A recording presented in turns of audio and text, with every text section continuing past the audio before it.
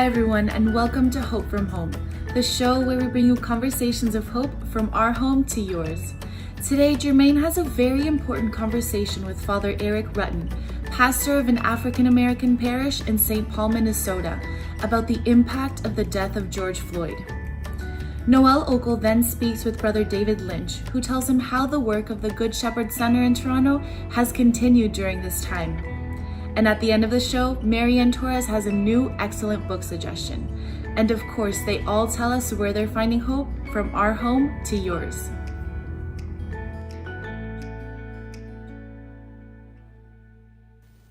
Good morning, Father Eric. Welcome to Hope from Home. Good morning. Glad to be with you. Really appreciate your time. So you serve at a predominantly African-American attended church in St. Paul, Minnesota, close to the center of where these worldwide protests kicked off. I'd love to know, how are your congregants doing during this time? How are you doing during this time? And how's your city doing during this time? Yeah, it's been so dramatic, and we've seen things change so rapidly over the last couple of weeks. Certainly the dramatic times of the early violence and so forth, and now to a time, I think, more of energized activism. And so the energy continues to be high. Certainly people have felt like the wounds have been reopened, and so there's a lot of pain and so forth. But especially, say, in the last week, I think people have begun to feel actually, interestingly, hopeful that this can indeed be a kind of a watershed moment, a new change. I know that many people hesitate because we've seen moments before and hopes have raised high. So they're, a little bit concerned, but I think there is a genuine hope, a genuine optimism going forward. There's a lot of economic damage, and so we're seeing a lot of community response to immediate needs, like bringing food and having kind of places where people can come to get free food. There have been outdoor kind of barbecues with almost just such a strong community feel.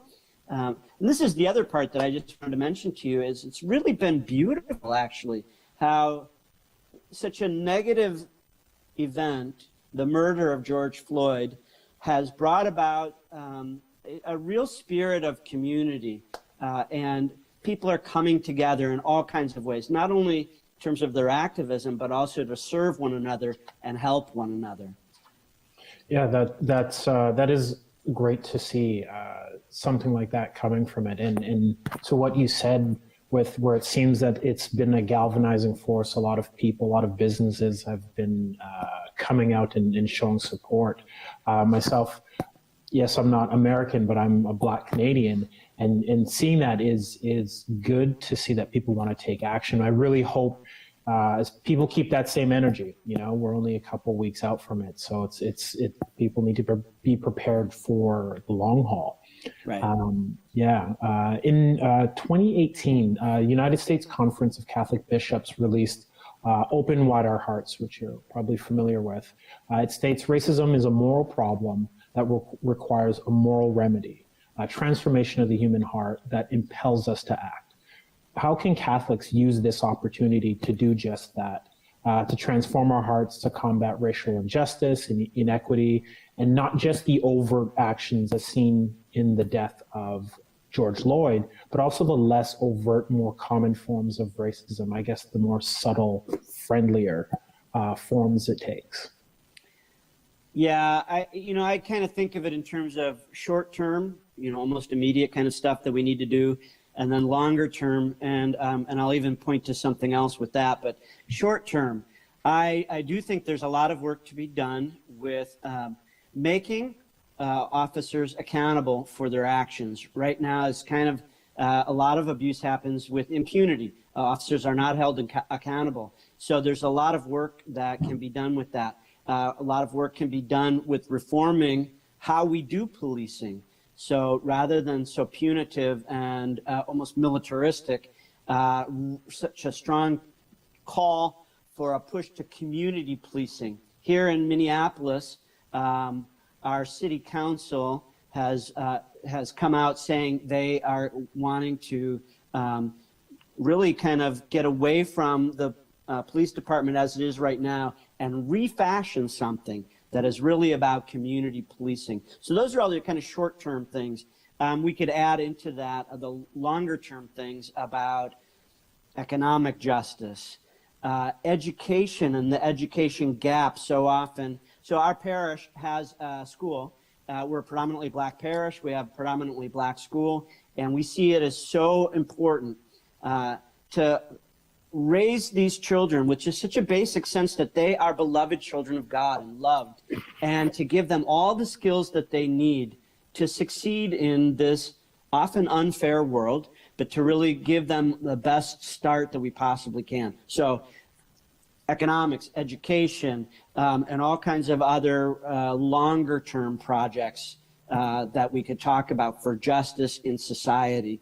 Mm-hmm. And I want to mention one other thing, and this comes more to our faith, and you mentioned these are moral issues. How do we change our hearts? Pope Francis talks a lot about encountering the other and journeying with them, walking with one another. And he even talks about reaching out to the margins, not just in our own little circles, not just where we're comfortable. And this is on all sides, to reach out to those on the other side, if you will, or reach out to those that we normally don't encounter. The way to change our hearts is really to have us more in contact with the humanity of the other, with the brother or sister in the other, and really feel ourselves related. And I really agree with that, but it's not something we can do in one day. I mean, it's going to take a long time and continued effort to get to know each other. The education and economic piece that you speak of for your Black community and congregants is important. What steps can white Catholics be taking on in order to help walk alongside and to help make the necessary changes that need to be made? Yeah, I think it does begin with our faith. So to really deeply understand, we are all brothers and sisters. We are all children of God. And to really get that from a faith perspective, and then to reach out. And that can happen in our families, in our neighborhoods, in our jobs, and it can happen in our church. As you know, oftentimes parishes are as segregated as anything else. So how do we connect with one another as Catholics? There's a history of, there's a German church over here, there's an Irish church over there, and there's an African-American church down the road. And that's all good, and I think we need to have time with our own, if you will. But we're not Congregationalists, we are Catholics, and that means we really do have to connect with the broader church. Our archdiocese is going through a synod process right now, and we're really trying to think through and wonder how we might shift from a kind of European model of church to a really global model of church where we really truly are all Catholic. The European experience isn't normative. That's not, you can't just say a white Catholic church is the norm and the others are just oddballs. No, we are all Catholics, and how do we learn from each other and join with one another? In your video, you talked about the Church of St. Peter Claver being an agitator for the broader church, for peace, racial justice, and healing. Is that kind of what you mean there? Is there more to it? And if so, what does that look like? Yeah, no, to a big extent, that was what I was thinking of. I think oftentimes our parishes, and to some extent rightfully so, have their own experience as a parish. And we often don't reach out to the broader church. This is even more so with Black churches. I think there so often are hurts. There are things that happen which cause pain, which makes it easier just to stay in our own parish. But I'm continuing to try to encourage our parish to reach out. And when I use the word agitate, I mean, I think it's never comfortable. It's never easy.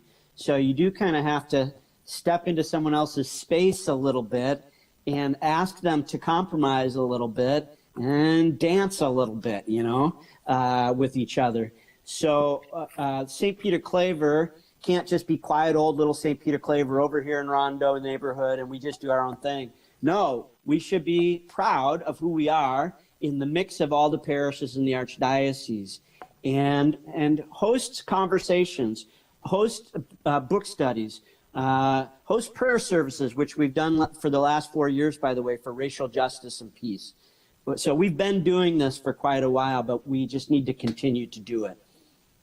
In this pivotal time, I really hope that other churches, other Catholics really reach out, because it's education, as you mentioned before, is everything, and really walking with Christ and walking in this family that is Catholicism. Like that's what we need.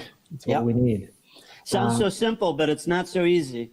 Well, this is it. As you put it, it's agitating. It in its very nature and definition, it's uncomfortable. Growth is uncomfortable. But I guess these are the times where we need to be comfortable with being uncomfortable. Right. Yeah. So here at Hope from Home, we always want to know what people's hopes are. We are seeing some trying times, coming through the coronavirus, seeing the tragic death of George Floyd, these global protests that have come spawned from it. We're in some very interesting times. And as we navigate these times, what is your hope for people? I started to mention this briefly earlier, that the energy around these protests actually is a very encouraging sign, is a very hopeful sign. I do have a hope that, as painful as this has been, that it can really be a watershed to a new racial justice movement in our country. And we've seen protests around the world. So hopefully it could even be a worldwide movement. It's not a guarantee that this will keep moving. So I think we need to continue to kind of lift up our hearts and our spirits and continue to put some energy in to keep this going. But the hope that I have is the community that I've seen and the energy that I've seen that continues to come out of this movement. So I hope that continues. That's beautiful. And yeah, I'd love to see people keeping that energy. So Father Eric, thank you so much for your time.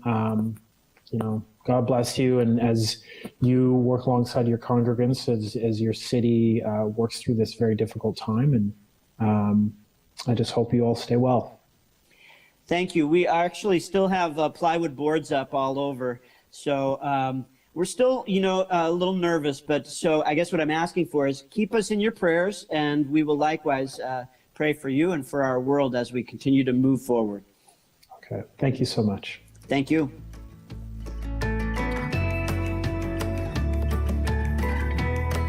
Hello, Brother David Lynch. Thanks so much for joining us on today's show. You're welcome, and thanks for the invite. Listen, as the executive director of the Good Shepherd Center here in Toronto, you and your team are literally on the front lines of this pandemic, serving the homeless. For our viewers around the world, I was hoping that maybe you can explain what the mission of the Good Shepherd is and how your team is coping. Well, our mission is to reach out to the most vulnerable in society. I belong to the Hospitaller Order of St. John of God, an international religious community, caring for the sick and vulnerable throughout the world. We came to Toronto in 1963, and we've been looking after homeless people since then at our downtown location right on Queen and Parliament Street in Toronto. And our mission is very clear. Human life is sacred in all its forms, in all its stages, and in every condition. And it's my vocation to help people in distress and look after the vulnerable and those isolated. Mm-hmm. I was wondering, I understand that you recently had a bit of a scare at the center with regards to one of the staff members being infected with COVID. How did that all pan out? It started with we got a call from public health to say that someone who was tested prior to go to treatment, because we run an addictions program at the center, his test came back positive. Okay. He was asymptomatic, which is worrying. It's easier to detect it's easier to know what's happening and all the contacts of an individual when they're showing some signs of infection, either a fever or a cough, etc. In two of our cases, in fact, all three of the cases at Good Shepherd, people have been asymptomatic, which causes alarm because it's an invisible assailant. You don't know it's coming, you don't know you have it, and trying to trace the contacts would be difficult. So in conjunction with public health, we asked if everybody at the center, both our co-workers and all the clients, could be tested, and they carried out a mass testing of 110 people. Thankfully, only one person tested positive, and that was the staff member, who again was asymptomatic. Thankfully, he'll be back at work next week because he's passed his isolation period. So we've been very blessed. We serve up to 1,000 takeaway meals every day. We accommodate 97 people overnight over 2 locations who are homeless, plus another 16 beds for very vulnerable people who are seniors with a history of homelessness, and for people who are HIV positive. So keeping everybody safe is a huge responsibility, a huge task, not only for the employees looking after who provide the direct care, but for the organization to keep everybody as safe as possible in these very uncertain times. We used to have congregate dining. We'd have a drop-in and serving up to 1,500 meals and snacks a day. We had to close our dining room, much to the upset of the people who came to us. But for their health and safety and the health and safety of our staff and volunteers, it was necessary. And we switched to a bag takeaway meal program, which is working very well at the moment. But it's not the same. The guys say they miss sitting down, they miss talking to the brothers, to the staff, they miss being able to come here for a shower, and just for some company. People are very lonely at the moment. And I forgot yesterday, and someone shook my hand, and it's the first time I've touched anybody in 2 months, and I'm thinking, wow, that's strange. And I was just reflecting about a prayer last night. It was the first human contact I've had for 10 weeks? Wow. Well, we're sort of on the right side of the curve. Is there any word on when the Good Shepherd Center might open up again in its full capacity, serving the homeless?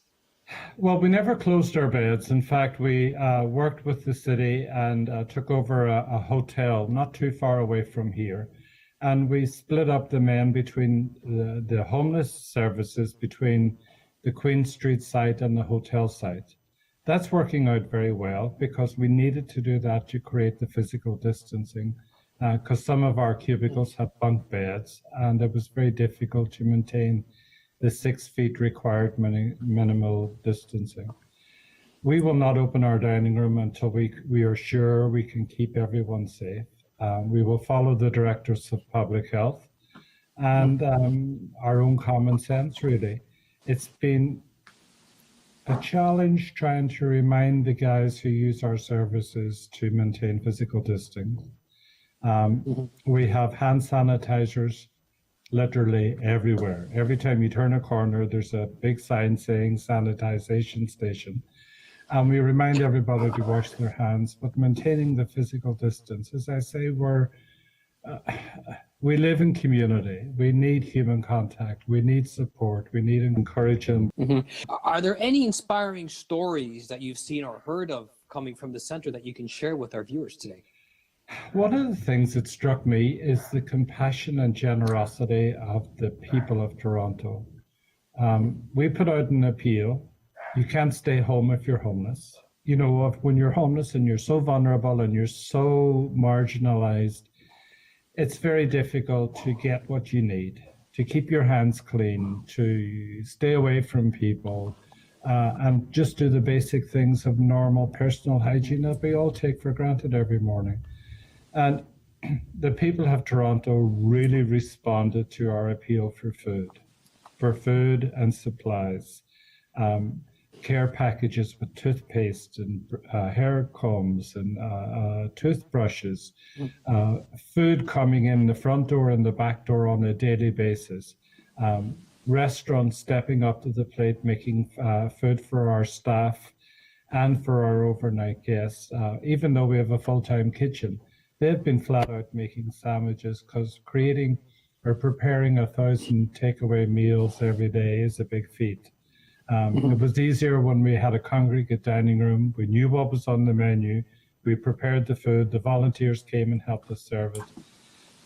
It's very different now. And one of the things that really impresses me, and I thank God for every day, is the generosity of people. For those who can't make sandwiches, they send donations. Just a simple phone call. We got a postcard in the mail. Thank you for remaining loyal to the homeless. And speaking of support and help, where can people go if they would like to make a donation or support the Good Shepherd Center? Well, our website's very current, goodshepherd.ca. Okay. Our Twitter feeds and our Instagram and our Facebook and whatever else that's out there, we're on it, spreading the message of the care for the homeless. Yeah. But the quickest and easiest way is goodshepherd.ca, SHEPHERD.ca. Okay. Our prayers and thoughts are for you and all the folks at the Good Shepherd doing the work that you're doing. Thank you. You know, it's a privilege. It sounds pious, and I don't mean to be a little pious. It's really a privilege to serve these people. They're very grateful for what little that we can do for them. And whenever they're having a bad day, it's encouraging we're able to at least to respond to their immediate need in this time of crisis. Our work has curtailed considerably with the one-on-one and our outreach work, just to keep our staff safe, but what little we continue to do is well received. Thank you. Thank you so much, Brother David. Keep safe. Thank you, Andrew. God bless. Okay. You too. Bye-bye. Thank you. Bye-bye.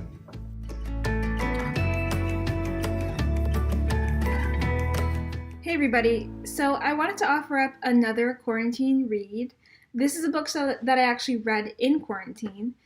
So when I say that it's a really great book for these times, I really mean it. And so that book is Littlest Suffering Souls, Children Whose Short Lives Point Us to Christ by Austin Roos. And this book essentially covers the stories of 7 children who suffered greatly, physically greatly during their lives, whether that was through cancer, through diseases, through disfigurements, and yet they still had a beautiful and profound love for God, an unending, almost supernatural love for God. And so this book is just filled with so many accounts and testimonies of who they were and the things they said and the things that they did during their short lives. In each of the cases, they ended up inspiring even adults to turn to God, whether it was their family members, their friends, doctors and nurses, even strangers ended up turning to God because of encountering them and seeing the love they had for God. And so you really get to see what their lives are all about, and the faith that they exhibited even in the roughest, toughest moments. I would say their faith, and I mean, it's undisputable, their faith was so beyond their years, just so far beyond anything they could have learned in their short years on earth. The things they said surprised so many parents and caregivers. There's actually one story of one of the mothers of the children, who was desperate to find out who had been teaching her daughter the things that she was saying out loud and the convictions she was having, because the family was non-practicing themselves and the daughter wasn't even old enough to read yet. And she was like, who is teaching my daughter? Like, where is she getting these things from? And so that just goes to show like how beyond, their years of faith was.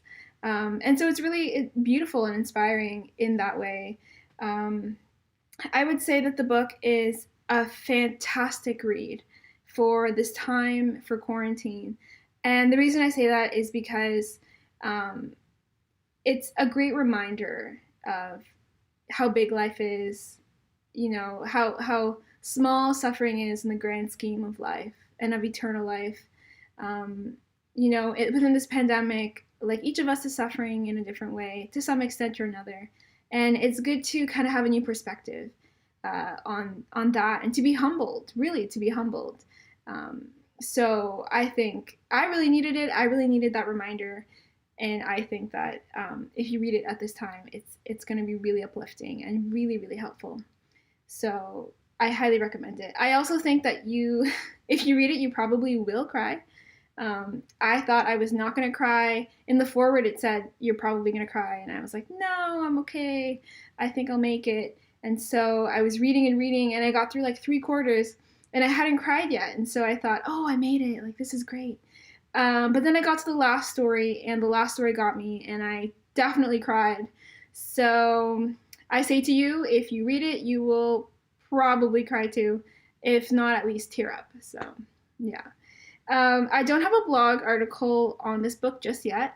I really want to write one though, just because I love the book so much. And I want to keep like talking about it and sharing about it. So hopefully soon enough, there's a blog post on the Salt and Light website. Keep an eye out for that, and I'll try to get around to it super soon. And yeah, if you have any book recommendations for me, please let me know in the comments. I'll be sure to look out for them too. And who knows, maybe I'll be reviewing your book or recommending your book on the show next time. Who knows? Let me know. And ultimately, I really wish you happy reading. Hopefully you do read this book. And thank you for watching. Thank you so much. God bless.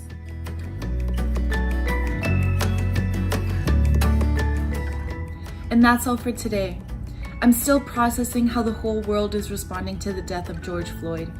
It's great to hear the inspiring words of Father Rutten. Thank you, Jermaine, for that interview. And I can't imagine what it would have been like to have a COVID scare at the Good Shepherd Center in Toronto. It's so good to hear that they're able to continue serving homeless men.